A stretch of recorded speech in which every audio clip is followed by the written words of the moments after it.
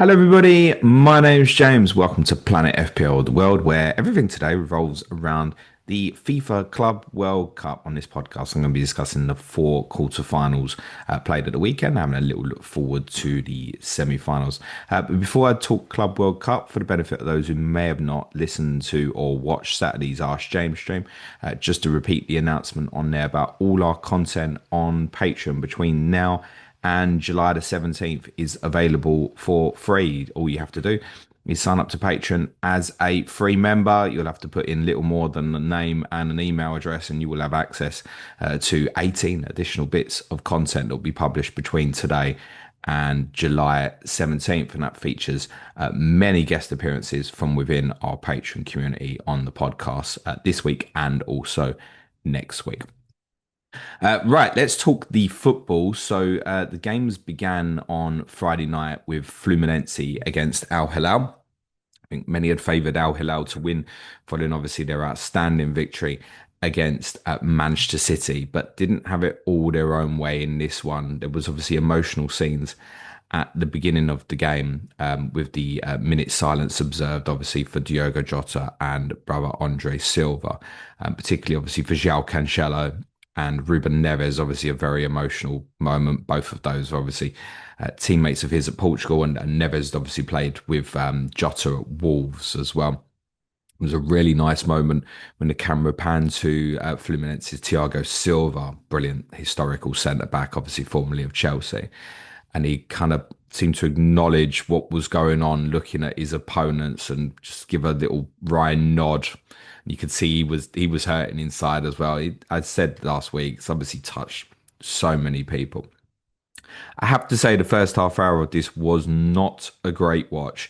Very much two sides kind of cancelling each other out, similar stylistically in terms of tactics, both playing a back three with Neves again as the sweeper for Al Hilal, stepping into midfield, and obviously did it a lot more once they were behind in the game as well. But I have to say, half hour in, I thought, yeah, this is a good chance. This is going to be a long night and finish 0-0.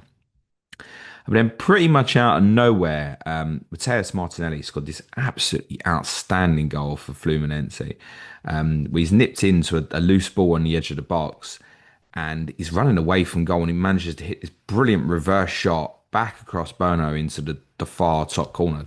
Completely unsavable. Absolutely brilliant, pure strike. And the game really, really needed it at that point. Al Hilal were awarded a penalty not that long afterwards, after Samuel Xavier collided with Al Hilal's Marcus Leonardo.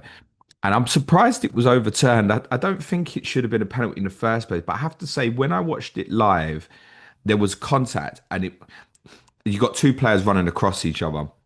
And it was one, when it happened, I thought, oh, that would be a penalty, because he did look like there was contact. And there definitely is some form of contact, but I do think it is accidental. I am, however, surprised that the decision was overturned. Al Hilal players, again, very unhappy with the refereeing decision, as they were with the opener scored by Manchester City a few days earlier. So I think it was probably right. The penalty feels too harsh for punishment, because I don't think it was meant at all. And I think it's also Leonardo's foot almost comes back into Xavier a little bit. But I was surprised that it was overturned, actually. It was Leonardo who would equalise for Al Hilal in the second half, after Kalidou Koulibaly had won a knockdown from a Ruben Neves corner. Koulibaly had been a great target for Al Hilal from set pieces very much through this tournament, included a goal against Manchester City. And I know there was a lot of kind of takes I saw afterwards about Fluminense were really undeserving winners. But I mean, straight after that, Bono made one brilliant save from Cano, which was a 1-1, which I don't think even shows on the XG, because he tried to go round the goalkeeper after a big error from Renan Lodi, who hacked at a clearance and then underhit his back pass to put Cano through 1-1. It was a super save from Bono. But the game was won by Hercules, Fluminense's central midfield player, the only player who's actually scored for them more than once. He takes a shot from long distance, and it gets blocked and goes up in the air, and he senses there's an opportunity to win a knockdown. He does, and he just arrives on it and takes it perfectly. It's a beautiful little finish into the far bottom corner to give the Brazilian side a victory. They are going to be difficult for Chelsea to play against. I would be very surprised if Chelsea didn't beat them in the semi-final. But I would say they've arguably looked the strongest defensively of the Brazilian sides. I think not as much flair. We've really liked what we've seen from John Arias, for example, but defensively they look really strong and be a tough nut to crack down. They are very much a back five without possession. They will funnel in. They don't give up space very easily at all. Yet that said, the ending of this game was carnage. It was a bit of a mess. So having looked quite secure, just generally speaking, through most of the game, yeah, Al Hilal went a bit more direct and raised their tempo massively during added time. And I think if the game had continued carrying on, you say, teams will never score. Yeah, Al Hilal would have scored if it had carried on eventually. The spell included one quite laughable dive from Koulibaly. It was a little bit of contact on him, but for such a big lad, he went down obviously very easily. So Fluminense held on, and a really nice statistic on them. They've earned now $60.8 million from this tournament, having reached the semi-final. For a little bit of context for you, their whole revenue in 2024 was $74.4 million. So just in the last like 3 weeks alone, they've nearly made their whole revenue for the last 12 months. A staggering achievement, actually. They do have a couple of big suspensions for the semi-final. Notably, Martinelli is going to be a real miss. He's a very talented player. And left-sided centre-back Juan Freitas is also going to be absent as well. Though Chelsea, as we'll cover in a second, have their own suspensions. Interesting quote from Reece James on the eve of Chelsea's victory against Palmeiras that I'll read out to you. He said, the ball goes 100 feet in the air and it bounces 1 meter up. It's not what we're used to. I feel you get a lot leggier quicker playing on pitches that are not so good. James unfortunately then got injured on said pitch in the warm-up. And there's been quite a bit of heavy criticism of the pitch at the MetLife Stadium where the semi-finals and the final are going to be. This wasn't at that particular stadium. But James, unfortunately, and it does sound like he'd probably be available for the semi-final. He'd obviously felt something and they took no chance of him. That's how it sounds. He was, we think, going to play in central midfield. Andre Santos replaced him as first start. 'Cause obviously, Lavia was also unavailable. Moises Caicedo was suspended for this one. Um, but I don't know if it's lack of wet weather, maybe in certain areas, because yeah, the ground definitely feels a bit firmer on some of the games I've watched. Not to the extent that I would say it's embarrassingly bad. Sometimes you watch games, and I've experienced this watching games on like Astro pitches, and you're like, oh my god, this bounce is really bad. I've not noticed it to that extent, but it's interesting that James has obviously highlighted the problem. They will want to do more with plenty of these pitches, obviously, for the International World Cup next year to improve the standard. It has been quite a large complaint from many players. Chelsea took the lead for a lovely goal from Cole Palmer, his first goal of this tournament, which was really nicely assisted by Trevor Chalobah.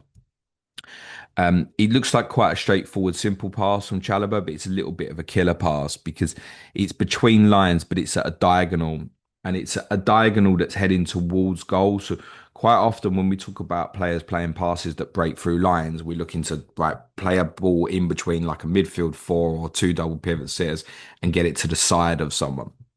What's really intriguing about this particular pass and why it's so good is partly the position Palmer picks up, but the angle of diagonal pass means that Palmer can take and move directly to goal, and the trajectory of the ball and the direction it's gone in isn't the same. So if you imagine that ball's played, let's say, as in a vertical, and Palmer's in the half space towards the edge of the penalty area, right? Well, if he makes that same turn, he's heading towards the edge of the penalty area, right? To turn towards goal and shoot, he's got to turn inside. It's really great awareness from Palmer to be able to take the ball on his weaker foot and carry it across him. So he's controlling and moving his body at the same time, waits for the perfect moment to obviously roll the shot into the corner as well. But beautiful assist from Chalobah. It won't get spoken about much, but it's absolutely perfect pass and distribution from a centre-back stepping out a little bit more on Chelsea tactically in a second. Because I guess kind of the headline on this was William Esteval getting his own first goal of this tournament. Absolutely a brilliant strike. Played back in more familiar territory. Remember, he played on the left against Botafogo. That wasn't quite to his liking. And Palmer back in more central areas for Chelsea in this one was really important as well. I know Sanchez taken a little bit of criticism of this in terms of the angle from where Esteval scores from. I mean, he puts the ball pretty much in the only angle where you can expect him to score from. And I don't think Sanchez can possibly expect the ferocity of the shot and the way it comes in. Remember when Esteval's weaker foot as well. And I love the fact that he didn't bullshit it. It wasn't like, oh, sorry. When I saw it, I was half expecting him to like downplay it because obviously he's about to join Chelsea. You know, as soon as Palmeiras went out, he's going to join Chelsea.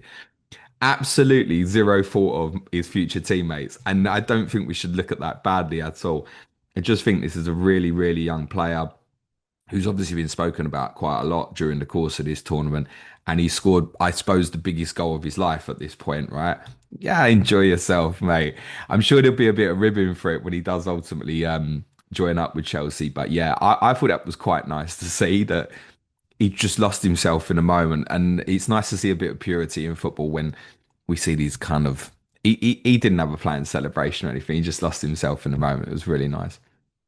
Chelsea won the game through this really, really bizarre goal. At a period where they were under a little bit of pressure after Palmeiras equalised, it felt not to the same extent as when Flamengo overturned their deficit against Chelsea, but it felt like the game had really evened out, and Chelsea hadn't had too many moments at the moment that the winning goal came with 10 minutes to go. And it was a really bizarre goal. It would go down as an own goal by Austin Jai, but it is an absolute clanger from the goalkeeper, Weberton. So Malo Gusto has the ball, and this is started from a Chelsea short corner. And he tries to play a crossover from the left hand side of his left foot, which is obviously his weaker anyway. It's a bog standard cross. He takes a slight little nick off of Jai. And Weverton has already tried to read that the ball might come across almost that corridor of uncertainty. So he's moving out towards it. But he only takes a step, but he's already committed and he's down. But what he has to do is just stay stationary and he's going to carry the ball. What he bizarrely seems to decide to do is because I think he's concerned that his momentum is going to take him over. I think he thinks I'm going to like whack this out with my arm and then move forward with it at a time. And he just gets it so badly wrong. I have sympathy for goalkeepers on any goal that takes a bit of deflection because obviously he's got to think about the bits that we maybe won't consider, like his body weight, for example. But I really think this should have got dealt with. It's a real mistake. And a shame actually that a good game was decided in kind of really unfortunate circumstances. On the short corners, interestingly, by the way, Chelsea taking a lot more short corners than every other team essentially at this tournament. And it's really interesting because I look at sides like Al Hilal using a real kind of obvious target like Koulibaly, even the likes of City, PSG, lots of corners going into the box. Chelsea taking a lot more short corners than anybody else. Ultimately, they've won this game from that. What Chelsea try and do is drag players out of the box and try and find somewhere they can find a numerical advantage. And that's an interesting point on Gusto, who I wanted to speak about particularly because Malo Gusto played right back in this one for Chelsea. And we've spoken a lot recently about Marc Cucurella going into these kind of really kind of box crashing positions, can either play sort of like left wing, go into left 10 half space positions, sometimes move inverted into midfield. And we know he can sit like a left sided centre back. We sat way more like a left sided centre back in this one. And what Chelsea tried to do was essentially form kind of a box slash diamond shape in their midfield, where Andre Santos, obviously on debut, essentially played as a single pivot. And you had Fernandes and Palmer drop into almost like 8 positions either side of him. And Gusto is almost like moving a chess piece out of position, basically, going into either right half space positions to allow Neto to hold the touchline, which had Palmer dropping short, and then Gusto would go beyond, or Gusto could move up the touchline. You move Neto into some of those more central 10 areas as well. And we see this a lot from Resk, and we've seen it a lot with Cucurella. I think the influence to Cucurella, for those wondering about fantasy moving forward, obviously, if he's going to sit there at left-sided centre-back, it's obviously not so appealing. When he's going to move higher and he's able to go and get into the box, then yeah, because Chelsea will allow him to go and get in the box because like Palmer's not that sort of player, for example, right? It's obviously very different technician. Fernandes, we know, can arrive into the box as well. But yeah, if Cucurella is allowed to push forward, particularly into the left half space, it's part of his duty. to get into the box when Chelsea get the ball into wide areas. So Gusto, obviously, he's not someone that I think Maresca wants to use as a right-sided centre back. He'd rather have him push forward. Chelsea might have a little bit of a problem for the semi-final in the sense that Levi Colwill is suspended at the back as well, and I suspect that means that Cucurella will play a more defensive role in this one against Fluminense as well, purely in terms of balance, because within possession, Chelsea really want to play with a back three. And then it's either you have two sitting in front, and that could be Casado and Lavia, for example, or you just do it like this one with a single pivot, and then it builds into more like a 3-1-6 rather than a 3-2-5 in possession. So, but I think without Colwell, I'm assuming Badia Shield's not going to be available. That seems to be the word as well. That just for balance, I don't think Chelsea will want Chalobah, for example, was like the left-sided centre back, and it might be that that's an area where if Chelsea decide to move on Badia Shaw, wouldn't be surprised if they go and get another left-sided centre back, or even if they look at another left-footed player to potentially come in at left back. We know Ben Chilwell's not going to be used, for example. So probably keep an eye on that area of the pitch actually for Chelsea, because I think you can set a couple of players out there and you're quite restricted in terms of what you do.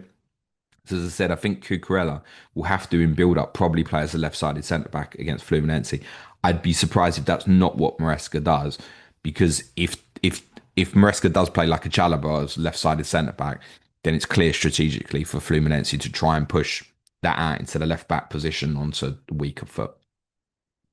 João Pedro had a good impact as a substitute, came on for Liam Delap, who also picked up his second yellow card of the tournament and will miss the semi-final. Nicholas Jackson, as far as I'm aware, will be back from suspension, so not a given that João Pedro will start the semi-final. But he had quite a really good positive impact on this. I think the thing that stood out actually more when he was in this period of the game than he had when he played for Brighton, but he looked quite tall and big actually. I don't know if Chelsea have perhaps a smaller team than I'd been aware of, but he looked really tall. His fitness levels looked pretty good. I know it's kind of only a like 35-minute run up, but his fitness levels look good. He's obviously presumably been keeping himself in good condition. He's presumably not been training. Most clubs are obviously coming back to training this week.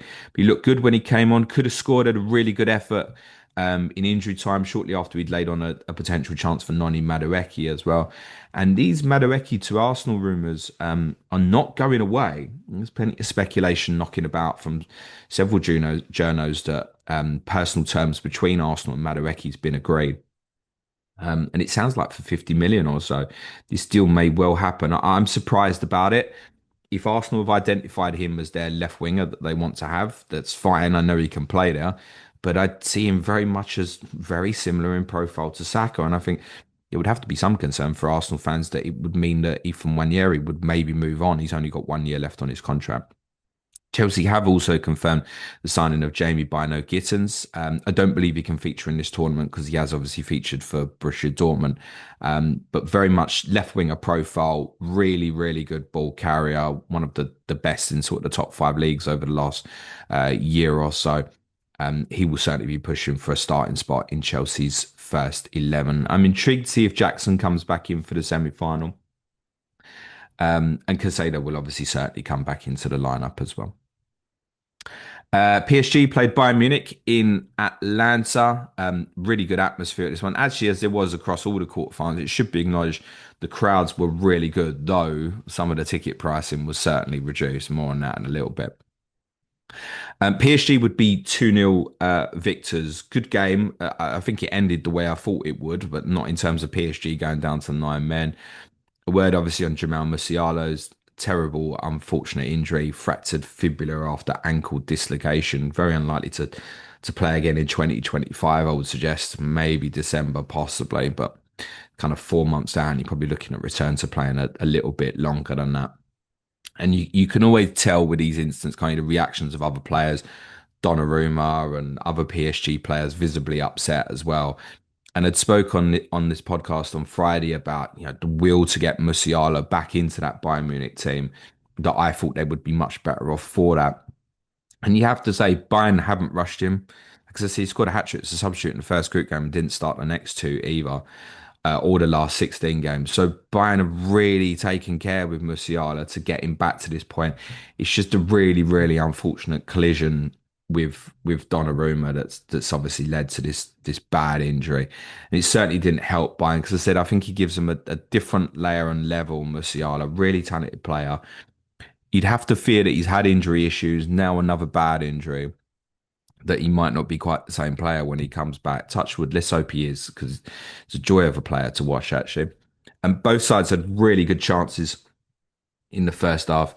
Harry Kane had moments. He had a goal actually disallowed in the second half, quite rightly for offside. PSG really good at holding a high line on the edge of their box from crossing opportunities. He had a header that went over in the first half as well. After some really good work from Kingsley Coman actually on the left hand side. Manuel Neuer had a really good save from Kavicha cut back Scheller in the first half as well, cutting from the left, really strong left hand out from Neuer. That was a clear target for PSG, I felt, particularly in the first half, was to try and release Kvaratskhelia down the left-hand side. I felt Conrad Lyman, and I'm not saying, not calling him out for blame here, because I think he had a bit of a job to press quite high, and they took a little bit of a gamble on the switch, and PSG were really good about getting it out quickly to Kvaratskhelia. I mean, that wasn't so much of an issue in the second half. Company had changed some things tactically. But Neuer may have made that one great save in the first half. He nearly gifted PSG the lead. It was pretty much Ousmane Dembele's first touch, near enough, after coming on. When Neuer tried to play a ball out and from sort of 20, it was about, I was getting 20 yards out. It was more like 30 yards out from his goal. And Kvaratskhelia has blocked it. Then there's a half challenge. It breaks to Dembele. And Neuer, he's quite clever. He actually pulls on Dembele's shirt. So Dembele's not able to put any kind of real power into the effort and just passed it towards goal and it rolls agonisingly wide. Got away with that particular moment. But PSG would take the lead. It was about 77th minute, I think, the goal roughly. Desiree Doué, the goal scorer. Harry Kane had been dispossessed by João Neves. It is a trait of Harry's that I'm used to, where if he picks the ball up from deep, we know the amazing qualities he has in terms of his distribution range. He's often the best passer in the team, right? Despite being the centre forward, so you always want him to be dropping deep. But he can sometimes look uncomfortable in possession, where if he ends up looking down, people can hunt into him. And that's what's happened in this particular moment. And obviously, because he's so strong and obviously good technically, sometimes he does ride challenge. He didn't on this occasion. PSG built down the right hand side, fed it back into Doué, who takes the effort from distance. And it's a surprise to see it obviously beat Neuer low and go in at the near post. What obviously you see on the replay is what happens is Neuer reads that Doué is going to bend it for the far corner, takes a big step to his right, slightly too big, I think, in terms of trying to move his feet. And once he's done it, when he plants his foot, as the shot's already been taken, his foot almost goes away from him. He's got absolutely no chance of shifting his body momentum back to the left because his right foot goes from under him. Is that an issue with the pitch? Has that played into Musiala's foot getting stuck in the turf, Reece James's injury? It may have, but Neuer had no chance once his kind of foot gave way in that moment. Then there were two red cards that followed for PSG from Anthony Taylor, of course, and wants to be the centre of attention. I think they're both red cards, personally. So the William Pacho one, I think the reason it's a red card, where he catches him, it's really dangerous. The reason it's particularly dangerous is there's no bend on Pacho's leg. It's straight leg out. So if, I forget the Bayern player that was fouled, it might have been Leon Goretzka had been on this stage. But if his leg had been planted bad and then you got straight leg coming at it rather than bend leg, then that is really, really, really dangerous. So I think the fact it was a straight leg reach out and then makes contact, and yes, it doesn't quite go through, but kind of rakes down, it's one that could be really bad. I'm not sure that it would have got upgraded to a red by VAR, but I also don't think that it should be downgraded either. And the Lucas Hernandez red is a really strange one. I think it's right. It's one of them. You see it quite a lot where people put their arm off, and there's one that's really frustrating, isn't it? Someone puts their hand out to push someone off, and or even just keep them at bay, and it will make contact with someone in the face, and people are rolling around in agony on the floor, and it's like an absolute yellow card. You're like, he's just trying to like protect himself. This was a weird one from Hernandez because he definitely looks at what he's doing, throws his arm up almost upwards. And actually, after he makes contact, if you watch his legs, he throws his leg out as well. It was a little bit like the João Pedro. I think it was João Pedro red card in the game at Brentford. I want to say. I'm sure it was João Pedro. Forgive me, I might have that wrong. But it was a Brighton player sent off at Brentford. I think it was João Pedro. It was quite similar to that. In the sense it was like the arm out and then also the leg out, and you couldn't really explain it either. So again, when you see it, when you saw the first replay, yes, it's a red card for me. So obviously Hernandez is not such a miss for PSG for their semi-final. Because Nuno Mendes will obviously play left back. Pacho a bigger miss. I mean, he's done outstandingly well for PSG. I would presume Lucas Beraldo will probably step in. I'm not quite aware if these red cards are going to lead to these two players missing the final as well, or if it's just one game, but they'll certainly both at least miss the semi-final. Obviously, panic for PSG at that stage, right? Because if Bayern could have equalised, then you go into extra time 11v9. Well, surely Bayern win the game. And somehow, remarkably, the nine men scored again. Absolutely brilliant goal. I think it's nearly one of my favourite moments of the tournament. It had me saying, wow, long before the ball even hit the net. So they break away. And they do break with like four players, despite the fact they're two players short. Dembele crashes this shot off the bar. And obviously, when you're two men short, we've seen games 11v9 in the past. You're not really going to get many opportunities. You're almost praying so often for like set piece moments and stuff. No, PSG are the reason why they're the best team and the way they play. Managed to build up through the pitch. Dembele slams his shot, comes off the bar. You're like, oh my God, they've missed the opportunity. They've got a few players up. If Bayern break, like you're in so much trouble. They managed to recycle it and it goes back out to the right hand side. And Hakimi, what an assist from Hakimi. I mean, he's the best right back in the world by a long distance, in my opinion. Offensively, and I think defensively, he's strong as well. But we love his just marauding nature going forward. And again, as a fullback here, no thought of, oh, I'll just sit behind this. He has three men on him. And really, he should go for the corner flag. He should just disappear and go, like, this is enough. There's like literally sort of like 60 seconds or so left on the clock of added time. He literally just head for the corner flag and try and win the game. But no, he takes on all three of these players. And there is one really half-hearted tackle, but he manages to get through. It is quite a wow moment because you shouldn't do it. And I think he caught the Bayern players completely by surprise in terms of even doing it. Squares it to Dembele.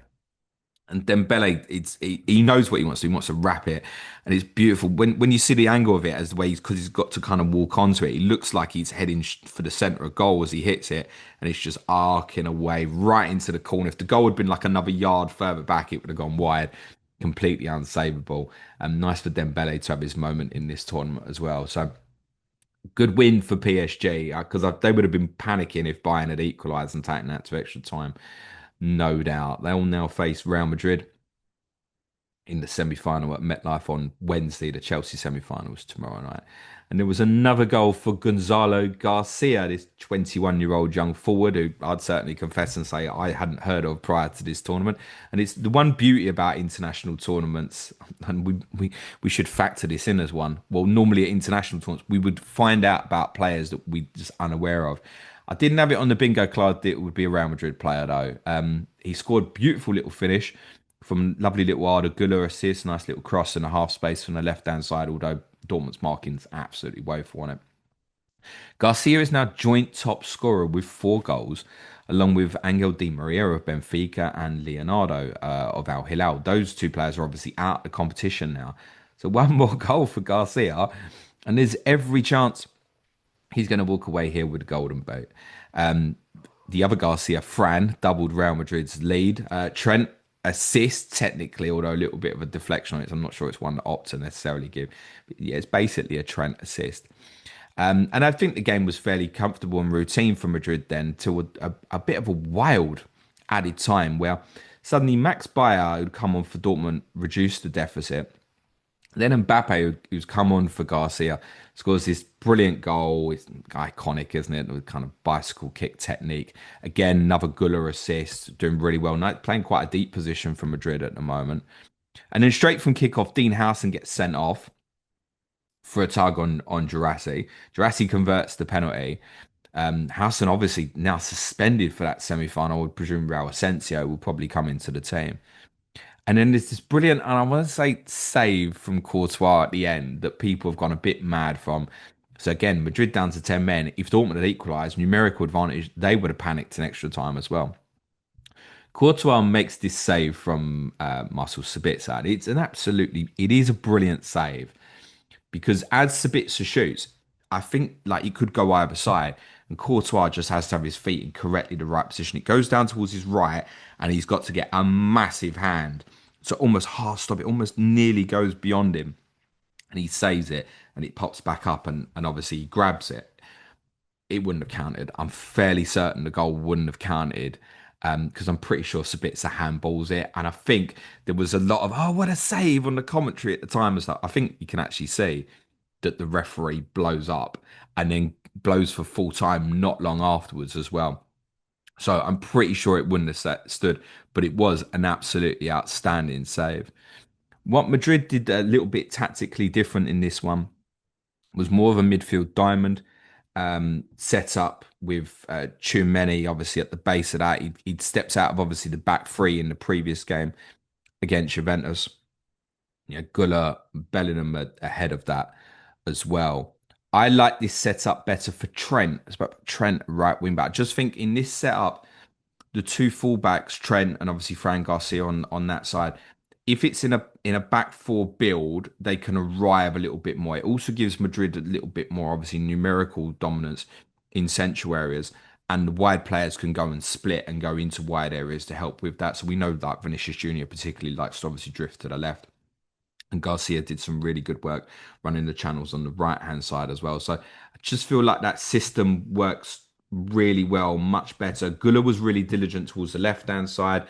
You had Valverde doing really good work on the right hand side. So when Trent went, Valverde was always kind of nearby as almost like an insurer and a protector.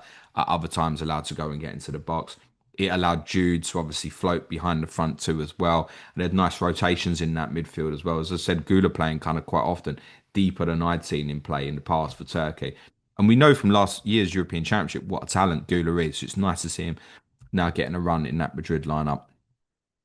The key for them against PSG, I think, will be very much what they do off the ball because playing against PSG is very, very different beast, I think, to what Madrid have faced so far in this tournament. But I wouldn't rule out Marcos Alonso coming up with something that will work. Intriguingly, will Mbappe now start against his former club? Because it would be really, really unfortunate for Gonzalo Garcia to be taken out of this team now, actually. Could Mbappe come in for Vinicius Junior? That would be a mighty call. But I said on Friday's podcast, Alonso is really working towards something I think for the team. And I'd be a little bit surprised if he took Gonzalo Garcia out of this, actually. I wouldn't be surprised if he does something a little bit more insurance-wise defensively. So I could definitely see perhaps that back three coming back.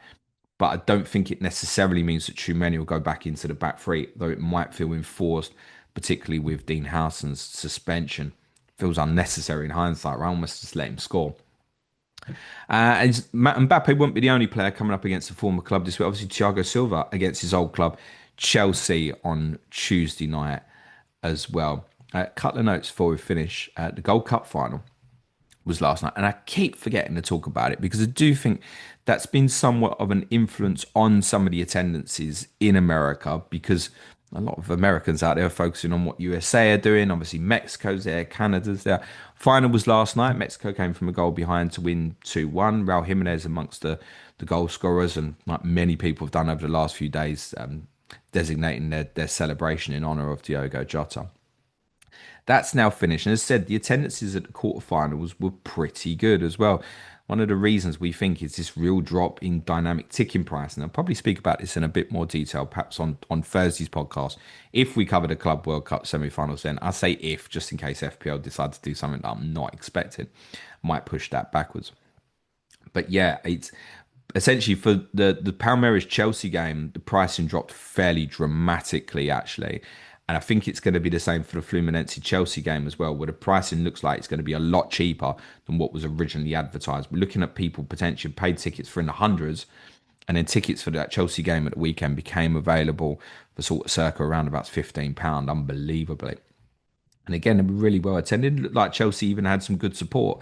at that game as well. So I don't know if FIFA have pushed harder at this stage. Like, okay, right, we know we've had a lot of empty seats in this tournament. Let's not be having it at this stage. And they're unlikely to as well, particularly with Real Madrid still in the competition as well. Madrid, I think, have averaged over 60,000 across all their games so far. Pretty much all their games have been a near sellout. And I wonder how much notice of that FIFA will take of this for future tournaments because Madrid, obviously, historical power. But again, think of the likes of Barcelona not there, Manchester United's, Liverpool's, Arsenal's, Super Spurs, stop laughing at the back. Some other real historical teams, AC Milan's not there and if they'll be better supported. But I don't know if UEFA will want to move their criteria for qualification because I don't think UEFA really want this tournament to be happening, do they? There might be some debate about that in future years as well. The intention is to cover the semi-finals on a short podcast for you on Thursday. That may change as part of the schedule. As said, if FPL decides to do something with their game, I'm not expecting FPL to do anything with their game this week, however, but I am prepared to move the schedule about. The next 2 days, I can confirm Jacob Hinchcliffe is going to be on the show tomorrow. He won our mini league last year and finished 56th in the world. So we're going to be discussing some of Jacob's successes. And I want to discuss some of the mental aspects of his season for him as well, because it wasn't all perfect, believe it or not, despite his incredible finish. And on Wednesday, we'll have a fan view podcast out for you with Tom Mayd, our Brentford correspondent, who's going to be discussing the summer of change for the Bees. But just leaves me to say, for those on the audio, 5-star review does go a really long way. For those on YouTube, smash a like, hit the sub button. And remember, guys, Patreon is free. Sign up as a free member. You will have access to all of the content that we post on there. Over 18, I think it's 18 bits of content we're going to post between now and July 17th, featuring many guest appearances from many of our patrons. I'll be on all of them. Sorry about that. For the benefit of those on the audio, cue music, please, man child.